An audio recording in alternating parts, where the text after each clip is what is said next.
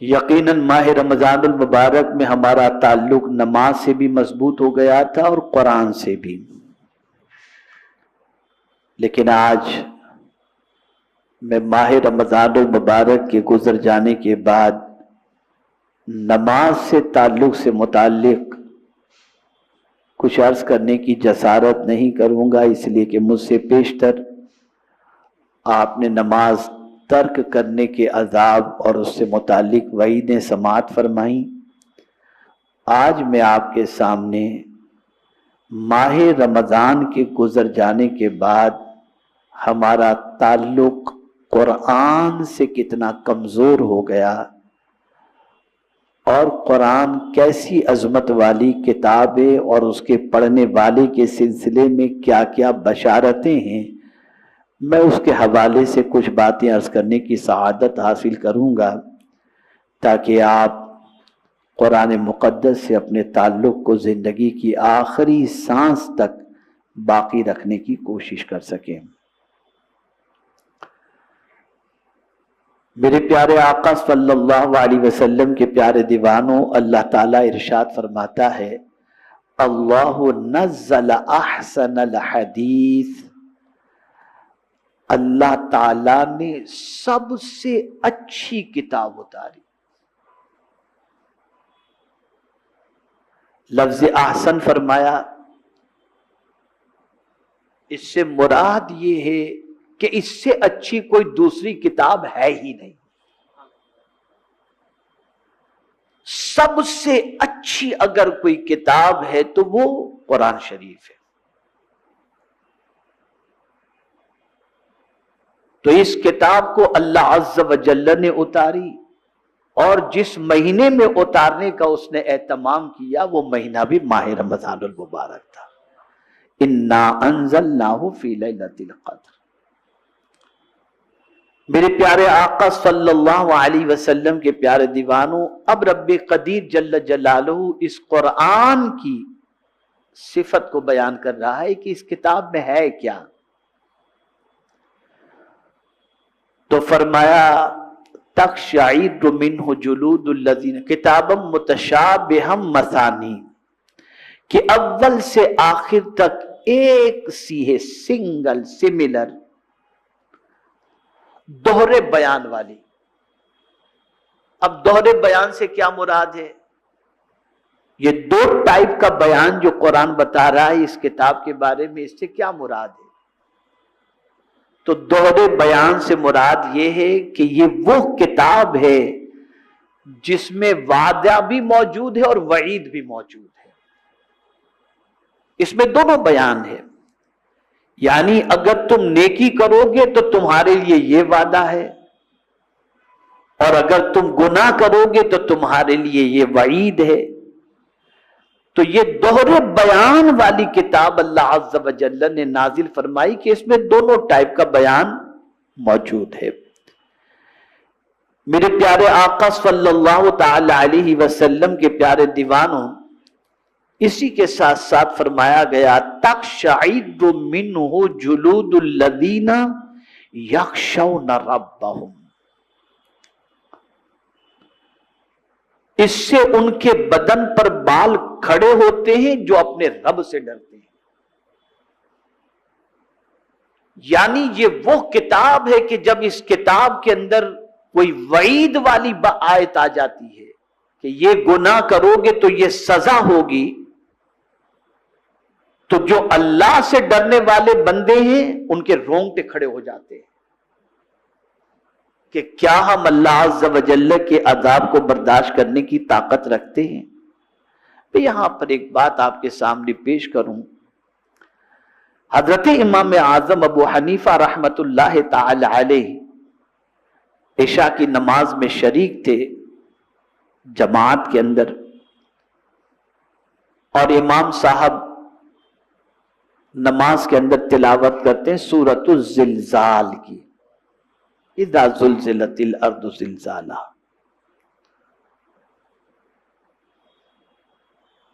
جب سیدنا امام اعظم ابو حنیفہ رحمت اللہ تعالی علیہ اس سورت کی تلاوت کو سنتے ہیں تو رونگٹے کھڑے ہو جاتے ہیں، آنکھوں سے آنسو جاری ہو جاتے ہیں۔ نماز جب ختم ہوئی تو اختتام نماز پر آپ نے مسجد کے خادم سے کہا کہ مجھے مسجد ہی میں رہنے دیا جائے، تم باہر سے تالا مار کر کے چلے جاؤ، میں رات آج اللہ کے گھر میں گزارنا چاہتا ہوں۔ خدا کی قسم اللہ آپ سب کو بھی اس در پاک کی حاضری کی سعادت نصیب فرمائے، امام اعظم کی۔ میں جب امام اعظم ابو حنیفہ علیہ الرحمہ کی مسجد کے اندر نماز کے لیے پہنچا تو میں نے محراب کے پاس ایک بات لکھی ہوئی پائی، یقیناً ہو سکتا ہے کہ وہ حدیث شریف ہو لیکن اس میں یا کسی بزرگ کا قول ہوگا، راس الحکمت مخافت اللہ۔ مجھے یہ جملہ اتنا پسند آیا کہ میں نے اس کی فوٹو لے لی اور ان قریب انشاءاللہ العظیم میرے دفتر میں بھی میں اس کو لگا کر کے رکھوں گا۔ اس کا مطلب کیا ہوتا ہے؟ راس الحکمت مخافت اللہ، حکمت کا سر چشمہ اللہ کا خوف ہے۔ تو امام اعظم ابو حنیفہ رحمت اللہ تعالی علیہ خادم سے کہہ دیتے ہیں کہ مسجد کا دروازہ بند کر دینا، مجھے نماز پڑھنے دینا، مجھے مسجد میں رہنے دینا۔ خادم نے باہر سے دروازہ بند کیا، امام اعظم پوری رات مسجد میں رہے۔ اب سنیے کون امام اعظم؟ وہ امام اعظم جہاں آج ان کا مزار شریف موجود ہے، اس جگہ پر امام اعظم نے کم و بیش 6000 قرآن شریف کی تلاوت کی ہے۔ وہ امام اعظم ابو حنیفہ رحمت اللہ تعالی علیہ کے ایک مرتبہ راستے سے گزر رہے تھے تو کسی کہنے والے نے کہا ہٹو، حضرت نعمان بن ثابت آ رہے ہیں، یہ وہی اللہ کے ولی ہیں جو پوری رات کھڑے رہتے ہیں اور عبادت میں گزارتے ہیں۔ امام اعظم نے جب یہ سنا تو لوگوں کے گمان کی لاج رکھنے کے لیے اس کے بعد کوئی رات نہیں سوئے، پوری رات کھڑے رہ کر آپ نے عبادت کے اندر گزاری ہے۔ یہ ہیں وہ امام اعظم۔ تو امام اعظم ابو حنیفہ رحمت اللہ تعالی علیہ رات پر مسجد میں رہتے ہیں۔ صبح جب خادم نے دروازہ کھولا مسجد کا اور جب داخل ہوا مسجد کے اندر تو دیکھا اس نے کہ امام اعظم کھڑے ہیں اور آنکھوں سے آنسو جاری ہیں، داڑھی ہاتھ میں ہے اور صرف اتنا کہہ رہے اللہ اگر تو نے نعمان کو معاف کر دیا تو تیرا بہت بڑا کرم ہوگا۔ اب سوچو جنہوں نے اتنے 1000 قرآن شریف اس جگہ پر ختم کیے جہاں پر آج ان کا مزار شریف موجود ہے، وہ اللہ کے خوف سے اتنا رو رہے ہیں کہ اپنی داڑھی کو ہاتھ میں رکھ کر کے اللہ کی بارگاہ میں عرض کرتے ہیں کہ اے اللہ اگر تو نے نعمان کی مغفرت فرما دی تو یہ تیرا کرم ہوگا۔ انہی کے سلسلے میں، ایسے لوگوں کے سلسلے میں قرآن کہتا ہے کہ جب وہ لوگ قرآن سنتے ہیں تو ان کے رونگٹے کھڑے ہو جاتے ہیں۔ تقشعر منہ جلود الذین یخشون ربہم۔ تو اب سورۃ الزلزال کے اندر ایسی کون سی آیت تھی جس سے حضرت امام اعظم کو خوف پیدا ہوا؟ غور سے سننا اور یہ سبق آج اپنے دل و دماغ کے اندر محفوظ کر کے جانا۔ اس سورہ مبارکہ میں اللہ فرماتا ہے یومئذ تحدث اخبارہا، اور اسی میں فرمایا گیا فمن یعمل مثقال ذرۃ خیرا یرہ ومن یعمل مثقال ذرۃ شرا یرہ۔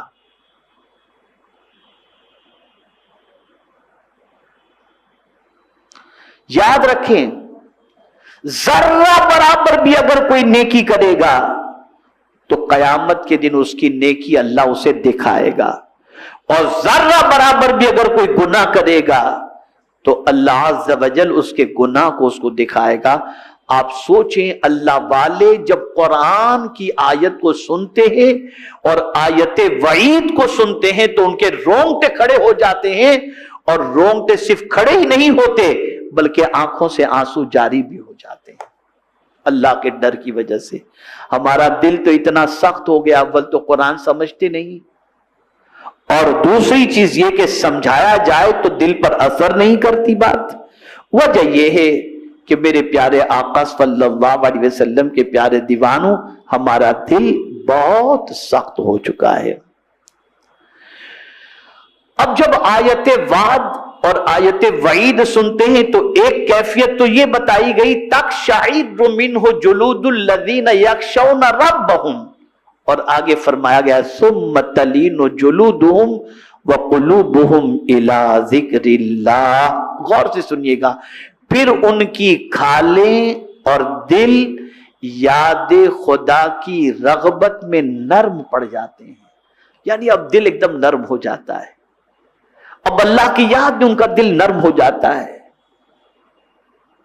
اب ان کی کیفیت یہ بن جاتی ہے کہ ان کے دل کا قرار اللہ کی یاد بن جاتا ہے. اے رسول اعظم صلی اللہ تعالی علیہ وسلم کے دیوانوں، یہ ہے اللہ عز و جل کی کتاب جو سب سے سچی اور سب سے اچھی کتاب ہے. میرے پیارے آقا صلی اللہ علیہ وسلم کے پیارے دیوانوں، اب میں آپ کو ایک حدیث شریف سناتا ہوں، اور اس سے آپ کو اس قرآن سے اپنے تعلق کو مضبوط کرنے کے سلسلے میں رغبت پیدا ہوگی، اور انشاءاللہ العظیم اس قرآن سے اپنے تعلق کو آپ مضبوط کرنے کی طرف انشاءاللہ مائل ہوں گے. میرے پیارے آقا صلی اللہ تعالی علیہ وسلم کے پیارے دیوانوں، اللہ اکبر، یہ حدیث مبارکہ مستدرک الحاکم کے اندر ہے، اور حدیث سنیں گے اور اس کا ترجمہ سنیں گے تو آپ کا ایمان بھی تازہ ہوگا، اور قرآن شریف کی طرف انشاءاللہ آپ کی رغبت بھی انشاءاللہ العظیم بڑھے گی. آقا کریم صلی اللہ علیہ وسلم نے ارشاد فرمایا من قرأ القرآن وتعلمہ وعمل بہ البس یوم القیامت تاجم من نور ضوءہ مثل ضوء الشمس ویکسب والدیہ حلتان لا یقوم بہم الدنیا فیقولان بما کسینا فیقال بأخذ ولدکم القرآن. آقا کریم صلی اللہ علیہ وسلم نے ارشاد فرمایا جس نے قرآن پڑھا، توجہ چاہوں گا، جس نے قرآن پڑھا، اسے سیکھا، پڑھا بھی، اسے سیکھا بھی اور اس پر عمل کیا. یہاں سے یہ بات سمجھ میں آئی کہ قرآن صرف پڑھنے کے لیے نہیں ہے بلکہ قرآن عمل کرنے کے لیے.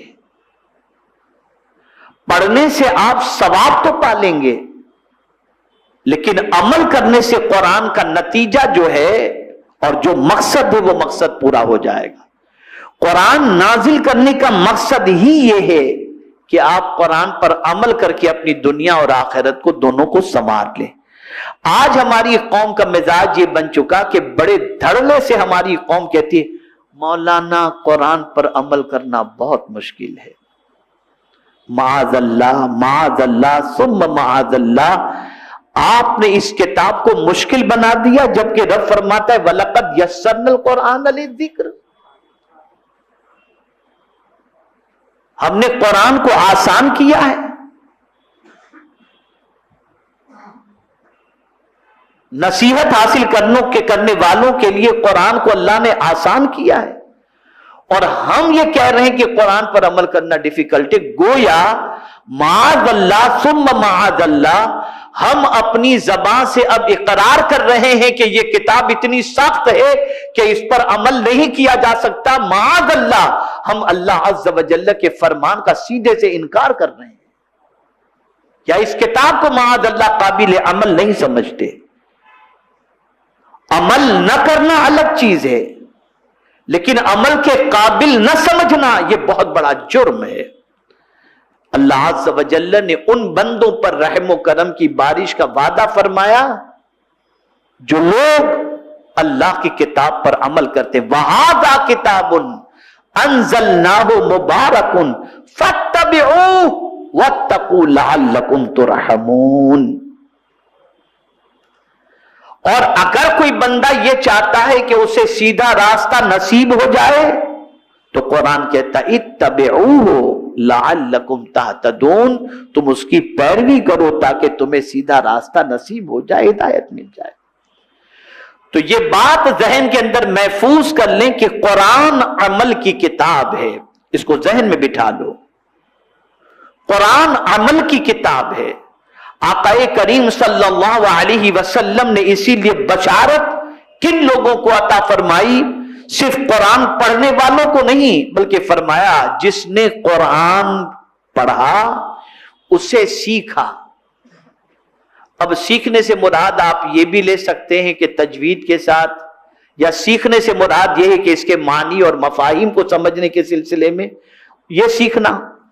اور پھر اس کے بعد قرآن کے بارے میں فرمایا گیا اور اس پر عمل کیا، اس پر عمل کیا۔ اب نتیجہ سنیں گے تو آپ کا ایمان تازہ ہو جائے گا۔ آقا کریم صلی اللہ علیہ وسلم ارشاد فرماتے ہیں اسے یعنی جو عمل کرے گا، پڑھا، سیکھا اور عمل کیا، آقا کریم صلی اللہ علیہ وسلم فرماتے اسے قیامت کے دن نور کا ایسا تاج پہنایا جائے گا جس کی روشنی سورج کی روشنی کی طرح ہوگی۔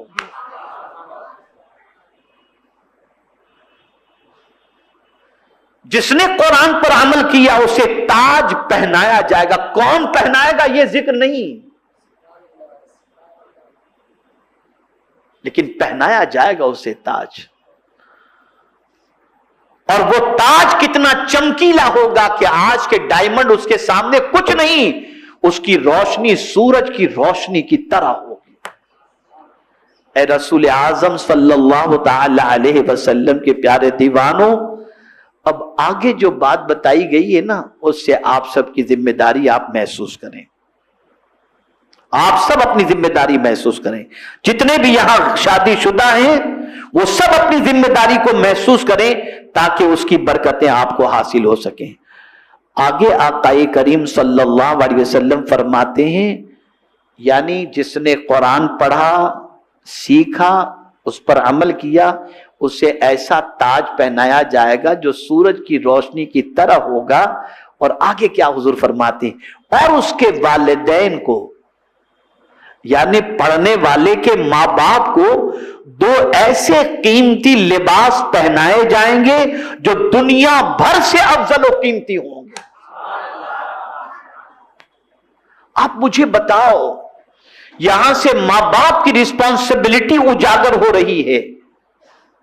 میں یہ نہیں کہتا کہ آپ انگریزی نہ سکھاؤ، میں یہ نہیں کہتا کہ آپ دنیا کی تعلیم نہ دو، لیکن آپ 1000 دنیا کی تعلیم دے دو، آپ کو ایسا لباس نہیں دیا جائے گا جو لباس قرآن سکھانے پر اور اس پر عمل کرنے پر، یعنی آپ کی ہماری اولاد اگر قرآن سیکھتی ہے اور اس پر عمل کرتی ہے تو آقا کریم صلی اللہ علیہ وسلم فرماتے ہیں اس کے والدین کو دو ایسے قیمتی لباس پہنائے جائیں گے جو دنیا بھر سے افضل اور قیمتی ہوں گے۔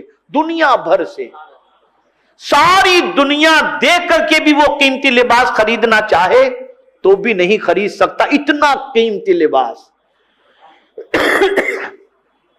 ہم اپنے بچوں کو دنیا کی تعلیم دیتے تاکہ وہ ہمیں برانڈڈ کپڑے پہنائے پیسے کما کر، لیکن اگر ہم نے قرآن کی تعلیم دی تو ہمارا بچہ قرآن کی وجہ سے، اس کے پڑھنے کی وجہ سے، اس پر عمل کی وجہ سے اللہ ہمیں ایسے قیمتی لباس عطا فرمائے گا جس کی قیمت دنیا کے اندر آدمی شمار ہی نہیں کر سکتا، نہ دے سکتا ہے۔ اور آگے سنیں، آقا کریم صلی اللہ علیہ وسلم ارشاد فرماتے ہیں کہ وہ ماں باپ قیامت میں کیا کہیں گے جب ان کو لباس پہنایا جائے گا؟ سبحان اللہ، کیا منظر ہوگا، کیا کیفیت ہوگی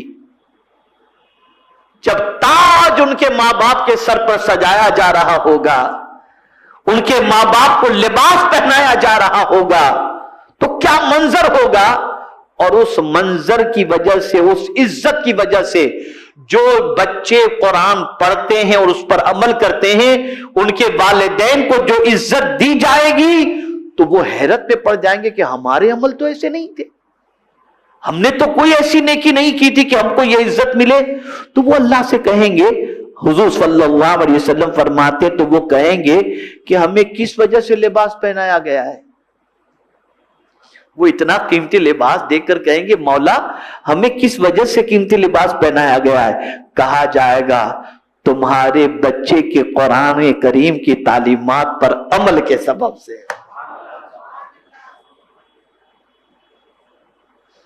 اے رسول اعظم صلی اللہ تعالی علیہ وسلم کے دیوانوں، خود بھی قرآن پڑھو، سمجھو، اس پر عمل کرو اور اپنے بچوں کو بھی قرآن مقدس کی تعلیم کی طرف مائل کرو. اب آگے ایک اور حدیث شریف سماعت فرمائے. حضرت سیدنا عبداللہ ابن مسعود رضی اللہ تعالی عنہ ارشاد فرماتے ان ھذا القرآن مادبۃ اللہ فخذوا منہ ما استطعتم فإنی لا اعلم شیئا اسفر من خیر من بیت لیس فیہ من کتاب اللہ شیء وإن القلب الذی لیس فیہ من کتاب اللہ شیء خریب کخراب البیت الذی لا ساکن لہ. حضرت عبداللہ ابن مسعود بہت جلیل القدر صحابی، صحابہ میں بڑا اونچا مقام تھا حضرت عبداللہ ابن مسعود رضی اللہ تعالیٰ عنہ کا.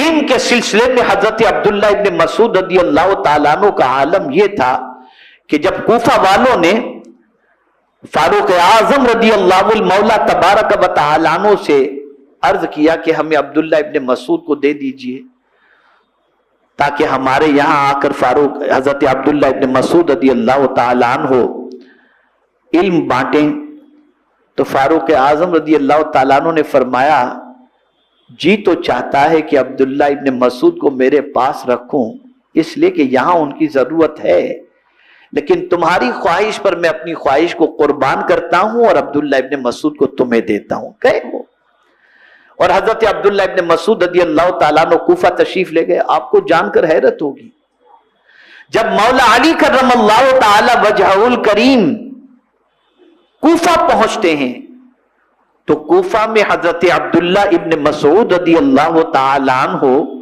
ان کے استقبال کے لیے جب تشریف لے جاتے ہیں اور ساتھ میں جن لوگوں کو لے کر کے جاتے ہیں تو ان کے ساتھ تقریباً 4000 علماء تھے. 4000 علماء. اور جب حضرت مولا علی کرم اللہ تعالی وجہہ الکریم نے اتنی بڑی تعداد دیکھی تو برجستہ فرمانے لگے اے عبداللہ تم نے تو کوفہ کو علم سے بھر دیا ہے.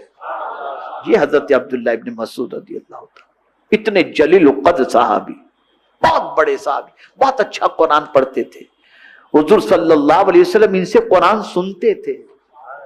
حضرت عبداللہ ابن مسعود سے حضور کہتے تھے تم قرآن پڑھو میں قرآن سنتا ہوں. اب آپ سوچئے جن سے حضور قرآن سنتے ہو ان کا مرتبہ کتنا بلند و بالا ہوگا. اب وہ قرآن کے بارے میں کیا فرماتے سنیں. حضرت عبداللہ ابن مسعود رضی اللہ تعالیٰ عنہ ارشاد فرماتے یقیناً یہ قرآن کریم اللہ کا ایک دستور ہے تو اس میں سے اپنی استطاعت کے مطابق لے لو. ایک قانون کی کتاب ہے، دستور کی کتاب ہے، جتنا تم سے ہو سکے اس پر عمل کرنے کے لیے تم لے لو، اپنی استطاعت کے مطابق لے لو. اب حضرت عبداللہ ابن مسعود اپنے علم کے بارے میں فرماتے میرے علم کے مطابق، حضرت عبداللہ ابن مسعود فرماتے میرے علم کے مطابق اس گھر سے زیادہ خیر و برکت سے محروم کوئی چیز نہیں. غور سے سنیے گا، اس گھر سے زیادہ خیر و برکت سے محروم کوئی شے نہیں، یعنی کوئی گھر ایسا نہیں جس گھر میں خیر و برکت نہیں ہو. کس چیز سے؟ اس گھر میں خیر و برکت جہاں اللہ کی کتاب میں سے کچھ بھی نہ ہو. یعنی جس گھر میں قرآن مقدس کی تلاوت نہیں ہوتی اور قرآن نہیں پڑھا جاتا، قرآن پر عمل نہیں کیا جاتا، اس گھر میں کوئی خیر و برکت ہوتی ہی نہیں، ہوتی نہیں. 1000 تم اپنے گھر کے اندر تغرے لگا کے رکھو، 1000 کچھ رکھ لو، لیکن اسی گھر میں خیر و برکت ہوتی ہے جس گھر میں قرآن پڑھا جاتا ہے اور اس پر عمل کیا جاتا ہے۔ اور پھر آگے کیا فرماتے ہیں؟ تو گھر کی بات ہو گئی، آگے کیا فرماتے؟ فرماتے ہیں اور جس دل میں اللہ کی کتاب میں سے کچھ نہیں وہ ویران ہے، وہ ویران ہے۔ آج آپ لوگ اتنی تعداد کے اندر موجود ہیں، میں جانتا ہوں آپ میں سے بہت سارے ایسے ہیں جو قرآن پڑھنا نہیں جانتے، لیکن سیکھنے کا جذبہ بھی نہیں، جذبہ بھی نہیں سیکھنے کا۔ ٹائم اپنا مختلف کاموں میں خرچ کر دیں گے لیکن قرآن نہیں سیکھیں گے۔ آن لائن قرآن کی کلاس شروع کی گئی، پھر بھی لوگوں کا ذوق و شوق کا حال یہ کہ بس اللہ ماشاء اللہ سیکھو۔ اس لیے کہ اگر گھر میں خیر و برکت چاہتے ہو اور دل کو ویران ہونے سے بچانا چاہتے ہو تو اللہ کی کتاب کے کچھ حصے کو اپنے دل میں جگہ دو اور اپنے گھر میں قرآن شریف کی تلاوت کرو۔ اور آگے حضرت عبداللہ ابن مسعود رضی اللہ تعالیٰ عنہ فرماتے ہیں جس دل میں اللہ کی کتاب میں سے کچھ نہیں وہ ویران ہے، اس غیر آباد گھر کی طرح ہے جس میں کوئی رہنے والا نہیں ہے۔ یعنی ایسا ویران گھر کے اس میں کوئی رہنے والا ہے ہی نہیں، یعنی قبرستان جیسا سمجھ لیجیے، آپ کھنڈیر جیسا سمجھ لیجیے۔ اس لیے میری آپ تمامی حضرات سے گزارش ہے کہ ماہ رمضان ہی میں آپ قرآن سے اپنے تعلق کو مضبوط نہ رکھیں، زندگی بھر قرآن سے اپنے تعلق کو مضبوط رکھیں۔ روزانہ گھر میں قرآن شریف کو کھولیں، پڑھیں اور اس بات کا خیال کریں کہ اس پر عمل کی کوشش کریں، اور رسول رحمت صلی اللہ علیہ وسلم کی اس بشارت عظمیٰ پر قربان جائیں۔ اپنے بچوں کو قرآن سکھاؤ اور اس پر عمل کراؤ۔ اس لیے کہ اگر صرف تم نے دنیا کی تعلیم دے دی تو تم کو ریمنڈ کے شو روم میں سے لا کر یا کسی بڑی برانڈڈ کمپنی کا تمہیں لا کر کوٹ پینٹ تو پہنا سکتا ہے، لیکن اگر تم نے قرآن سکھا دیا تو قیامت کے دن اللہ تعالیٰ تمہیں وہ لباس پہنائے گا جو دنیا کی سارے قیمتی لباسوں سے بڑھ کر کے اور افضل و اعلیٰ ہوگا، اور یہ حضور کا وعدہ ہے۔ اس کو ذہن میں رکھیے گا۔ ایک یہاں کریکشن کر دوں، بڑا عجیب دور چل رہا ہے، بڑا عجیب دور چل رہا ہے۔ ہم مسلمان ہیں، حضور کے غلام ہونے کا دعویٰ کرتے ہیں، لیکن معاذ اللہ معاذ اللہ معاذ اللہ ثم معاذ اللہ، حضور صلی اللہ علیہ وسلم کی بات پر جتنا یقین ہونا چاہیے اتنا یقین نہیں، ڈاؤٹ ہے۔ اگر کہا جائے درود شریف کثرت سے پڑھو، اس کا یہ فائدہ، مولانا پڑھتے کچھ اور بتائیے نا۔ مطلب یہ ہے کہ آپ کو وہ کانفیڈنس نہیں ہے۔ آپ دیکھتے ہوں گے بہت سارے یوٹیوب کے ماسٹر ہوں گے اس وقت کے بغیر یوٹیوب کے چلتے نہیں ہوں گے، روز کچھ نہ کچھ، پوری دنیا کی بات کر رہا ہوں، بشمول یہود و نصارہ ہنود، سب کے سب حضور کی پیشن گوئی کو پرفیکٹ سمجھ رہے ہیں، اور آج یوٹیوب کے اوپر قیامت کی جتنی نشانیاں حضور نے بتائی ہیں ان ساری نشانیوں پر بحث ہو رہی ہے۔ اب یہ ہوگا، اب یہ ہوگا اس لیے کہ حضور نے فرمایا، اب یہ ہوگا اس لیے کہ حضور نے فرمایا۔ میں حیران ہوں یا اللہ، یہودی تو جانتا ہے جو حضور نے کہا وہ ہو کر رہے گا، اے مسلمان تجھے کیا ہو گیا کہ تو جب عمل کی بات آتی تو کہتے ہیں ہاں دیکھیے میں سوچتا ہوں، اس میں تجھے شک کیسے ہو گیا؟ یقین پختہ کرو، جو حضور نے فرمایا وہ ہو کر رہے گا، ویسا ہی ہوگا جیسا حضور نے فرمایا۔ وہ یقین اپنے اندر پیدا کرو اور اس یقین کے ساتھ آپ عمل کی طرف قدم بڑھاؤ، نتیجہ خدا کی قسم وہی ہوگا جو حضور نے فرمایا ہے۔ اس لیے کہ حضور اپنی مرضی سے کچھ کہتے ہی نہیں، وہی کہتے ہیں جو مولا فرماتا ہے، ان هو الا وحی یوحی۔